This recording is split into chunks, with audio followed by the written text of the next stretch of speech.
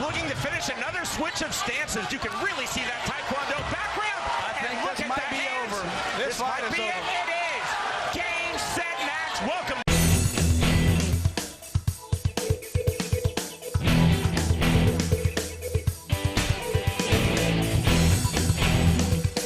White trunks for Matt Phillips, black and red trunks for Derek Green.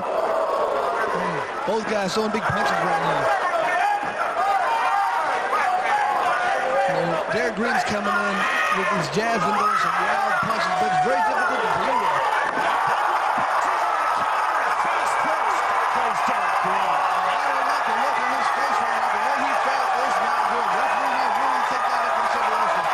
Nah, he's not good enough. The kick is reached, and the win, just like that.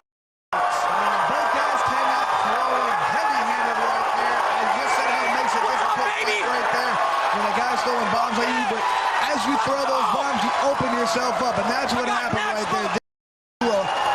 Some wild punches right there, hard punches, but you open yourself up. We're going to see it right here as he's throwing punches. Oh, if you have that right hand and you're throwing a punch, you cannot block your chin with that right hand. You cannot stand and plant, as what somebody said earlier, can't stand there and plant.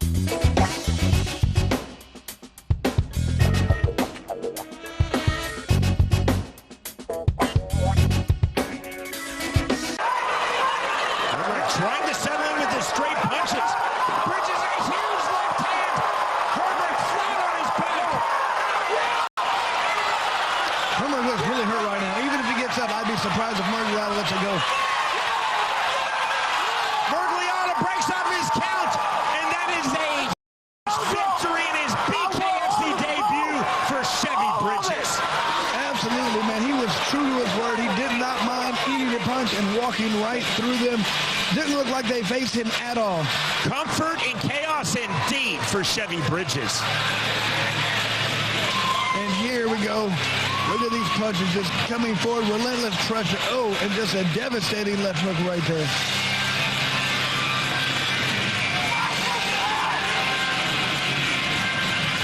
It was the tail of that left hook.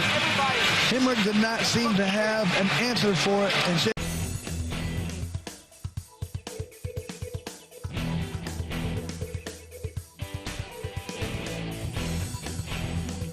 Grab his opponent. He's hurt. Both fighters giving and receiving. The right hand drops Bobo O'Bannon. Flat on his back. He doesn't look like he's getting up. No, he's not getting up. That's it. The takedown reached, and that is a huge one-punch knockout win for Alan Belcher. Bobo O'Bannon did not give his opponent any respect for that power. You could tell by the way he was fighting. He actually looked like he had his opponent hurt a little bit, and he got overzealous, and then he got knocked out. Wow. That's where Bobo was doing his best work right in there. Looked like he might have landed a couple good punches on his opponent. Just that size, he's so big and powerful.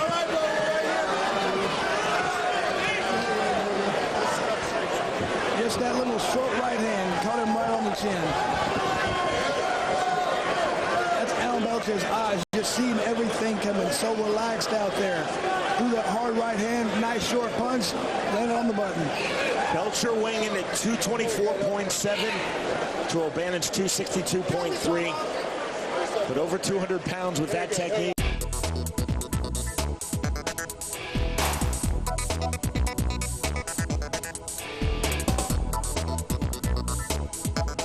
Warren looking for the counter left. There's the right hand from O'Shaughnessy. Big left O'Shaughnessy down for the third time in round number one. No three knockdown rule. You cannot be saved by the bell in any round. Here's the mandatory 8 from Spinola.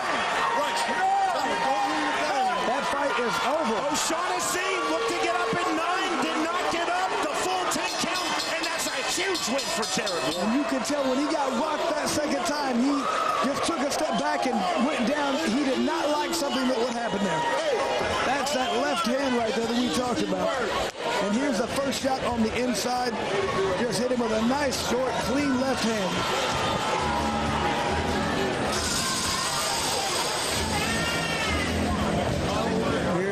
again, different. his head back for a second, and then after the equilibrium kind of went away for a second, he said, oh, I got to take a knee. Clean shots right there at the end of the bell. Ladies and gentlemen, our referee in charge, Wayne Spinoza.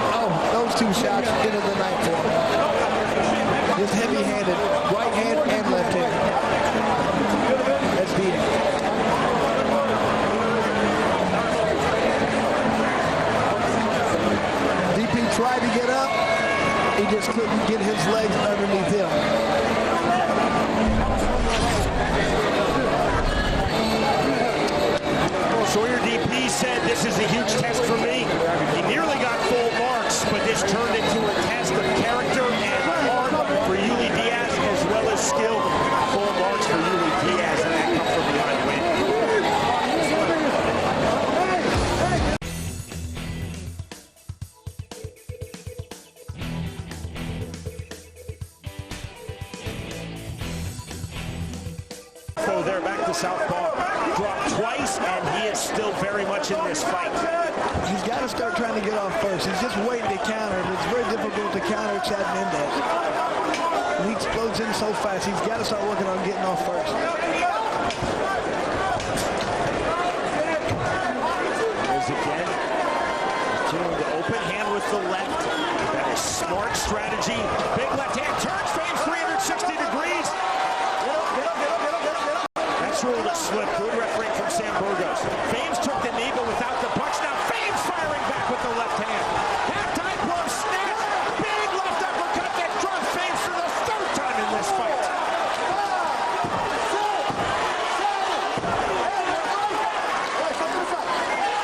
Feldman was pounding on. I'm not sure what that was about. That's world-class dirty boxing from Chad Mendez in his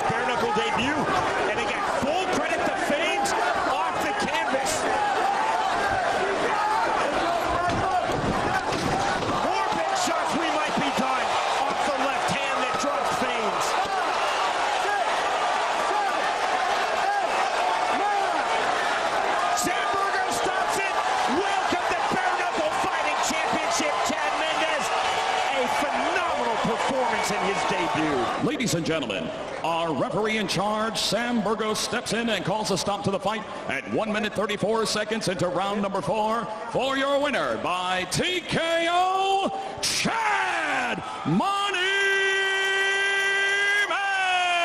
Mendez. Congratulations. Fantastic debut for Chad Mendez. He showed a lot. Came in there, so he's going to be a factor. If he wants to fight anybody, he's right there in title contention already after. He's such a good athlete. Came out and just had a lot of power. He's going to be tough to deal with. If there was any doubt that Fames was not a real fighter, he was only a musician, well, that was put to rest. Fames stepped up, said, I will be the man who faces Chad Mendez in his BKFC debut. Fames had a very good first round, but Mendez, 1 knockdown in round 2, 1 in round 3, and 2 in round number 4 to the finish. Chad Mendez, explosive power, technique, and that is a phenomenal bare-knuckle fighting championship debut against a quality opponent. The winner by way of 4th round knockout, Chad Mendez defeats Fame.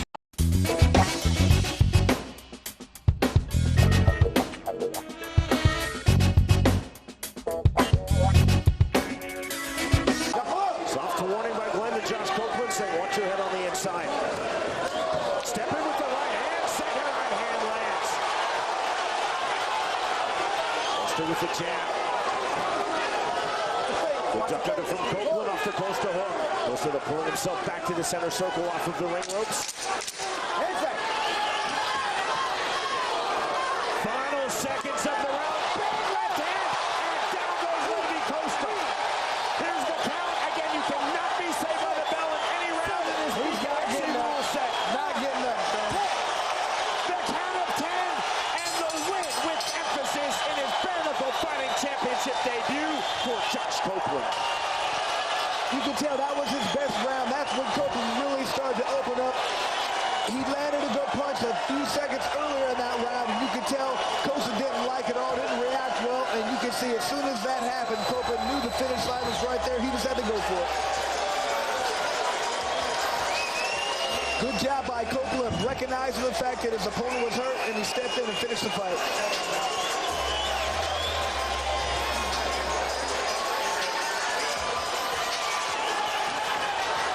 Let's see what part this shows.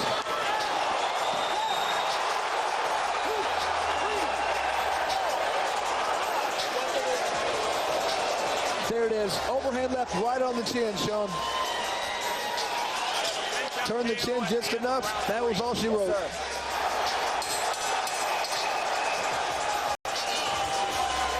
Chris, in our fighter meeting, Josh Copeland said footwork, timing, and angles are key. Very accurate there. You see the sportsmanship exhibited by both fighters. There was zero animosity and all respect coming in between Josh Copeland and Levi Costa. Costa had a really strong start to this fight.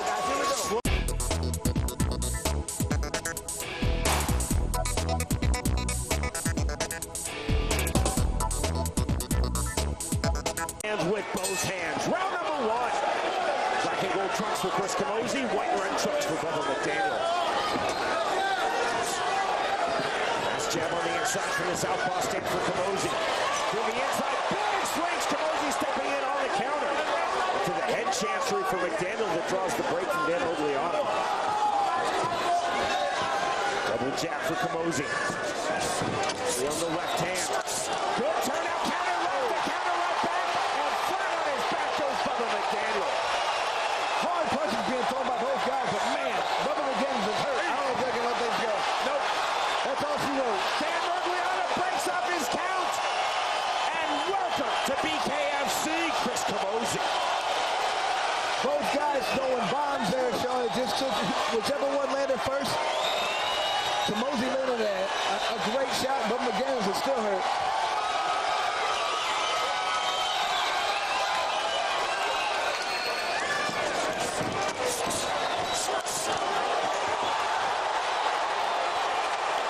I like to see that again from a different angle right here.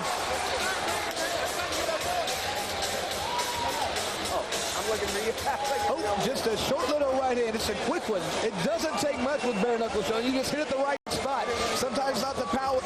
and that placement was perfect right there. Camozzi countered the Bubba McDaniel counter with what Muhammad Ali referred to as the anchor punch. A short, sharp turnover right hand. Like I said, all it takes is not necessarily the power, but the placement right there. You hit him in the right spot, and that's exactly what happened there. It's different, man. It's different without the gloves.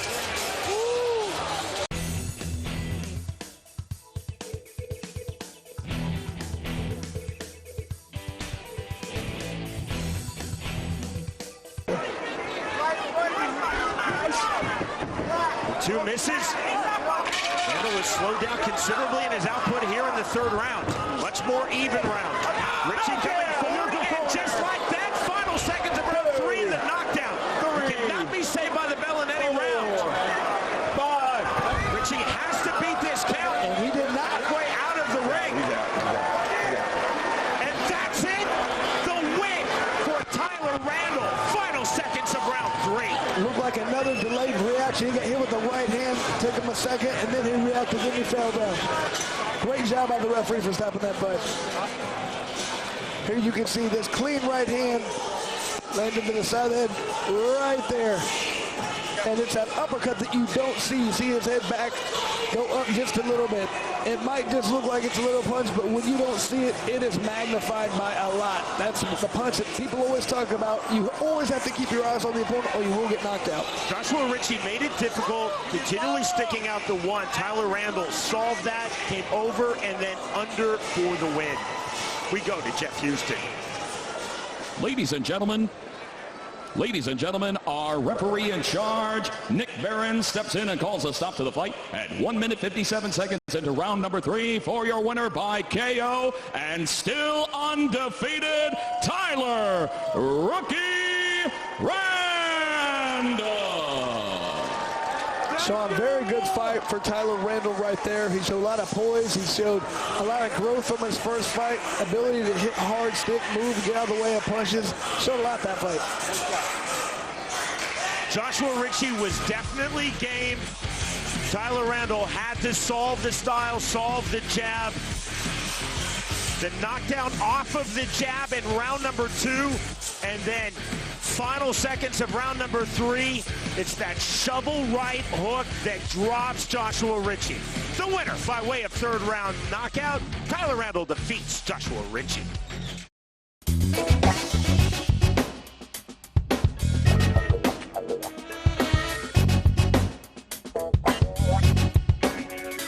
Stiff jab lands from Soto and another. Right now, he's got his opponent just reaching for every time Soto throws a fast left hand, and that is it. Game, set, match, Tony Soto. Good stop by the referee right now. That was just going to keep happening. Shamov is too tough for his own good. He's going to keep getting up, and he's going to keep getting rocked. Excellent job by Tony Loco. Soto just was able to go in there, land punches at will. Everything he landed was clean. Again, there is no 3 knockdown rule in BKFC, but Kerry Hadley shows why he is one of the best combat sports referees in the world. No need to count. Moffitt dropped for the 3rd time. He was done. That's the win for Tony Soto. Absolutely. Like we said, he can continue to get up. He's a tough individual, but there's really nothing to be gained right now. Once you get dropped where your legs aren't underneath you, you can't move properly. Your head's not all the way there. Just by being tough, it's going to cause problems. Better for the referee to stop and let him continue to fight another day. And right here, we just keep showing the different knockdowns. You can tell after the last time he got up, the referee was very close to stopping it right then. He was just needing an excuse. He got knocked down one more time. That was it. Again, in our fighter meeting, Tony Soto very hard on himself despite defeating Joshua Sykes by unanimous decision in his BKFC debut last July. He said, I was too passive. He said, I want to make a statement. Mission accomplished. We go to Jeff Houston. Ladies and gentlemen, our referee in charge, Kerry Hatley, steps in and calls a stop to this fight at 1 minute 20 seconds into round number 2 for your winner by KO, Tony Loco Soto. Good job, man. Let's go. Sean Soto said he wants to be the future of not only this division, but this organization. That was a great first step right there that he just took. Tony Soto, 2-0 in pro boxing and now 2-0 in BKFC. The win with emphasis, dropping Sean Moffitt once in round number 1 and 3 times to the finish in round number 2. Tony Soto, composure, class, and a lot of punching power. That left hand landing.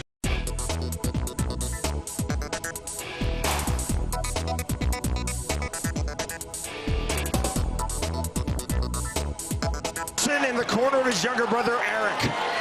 Nick Villar said, I think Eric Dodson will open up, look for the quick KO. I have to stay calm early. Round number 1. Black and red trunks for Eric Dodson, black and white trunks for Nick Villar.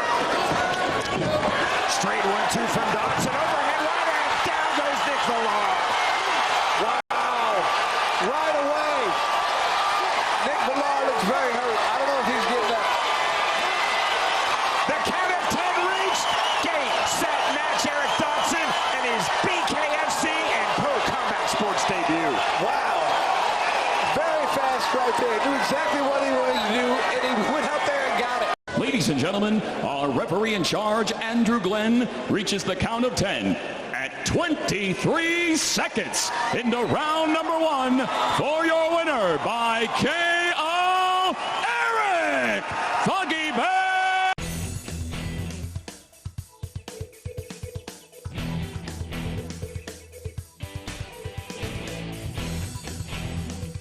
Chope early. Chope talked about feeling his way into the fight, taking his time, staying calm.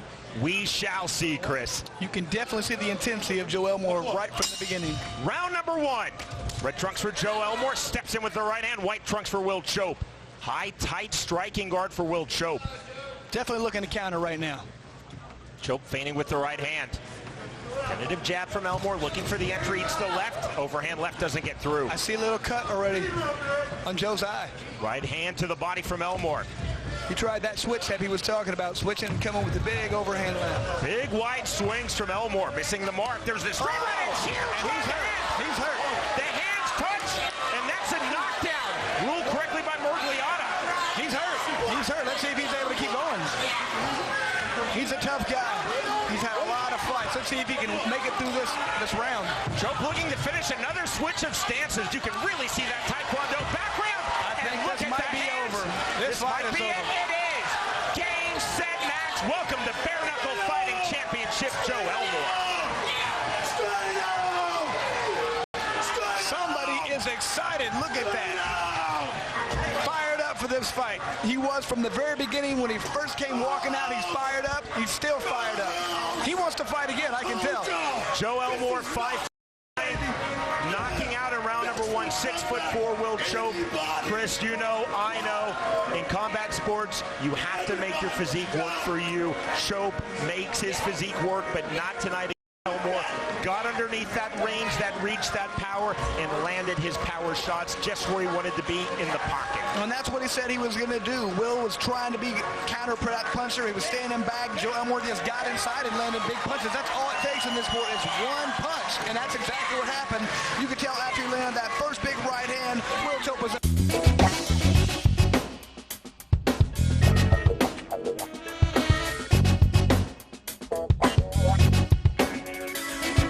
Black and gray trunks for Isaac Valley Flag. To the body goes Luis Palomino. Clever. There's a big left hand, and that rocks Isaac Valley Flag. Palomino sets it the moment early and knockdown number 1. Wow, clipped him right away. 3, 4, 5, 6. Oh, he's hurt. He's hurt. See what Dan Morgliata does here. I don't know if he's going to let it go. I think it's a Valley Flag looking to his corner, and that is it! Just like that, the inaugural BKFC 155-pound world champion is Luis Palomino. Wow, I did not see that coming. I don't think anybody did. Valley Flag's usually such a tough guy, not able to get knocked down, unable to get rocked. Didn't happen right there. That's all it takes. It's one big punch, and that's what Palomino was able to do. Landed a huge punch into the night right away. And here, oh wow, we're going to watch this again. Exactly what happened. Just a left and a or right. I didn't see the right sneak through there. After that, he was already hurt. It was just a matter of time after that. Ladies and gentlemen, Big Dan Mergliana steps in and calls a stop to the main event at 45 seconds, round number 1. For your winner by KO and new BKFC 155-pound world champion, Luis Baboon Palomino.